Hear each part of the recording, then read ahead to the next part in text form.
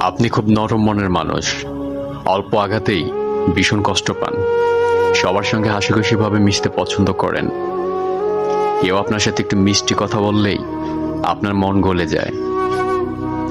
আপনি অল্পতে সবাইকে আপন ভাবতে শুরু করেন, কিন্তু দিন শেষে দেখা যায় কেউ আপনাকে আপন ভাবে না, বরং আপনার এই সরলতাটাকে তারা সস্তা ভাবে, আপনাকে দুঃখ কষ্ট দেয়, আপনাকে ছেড়ে যায়।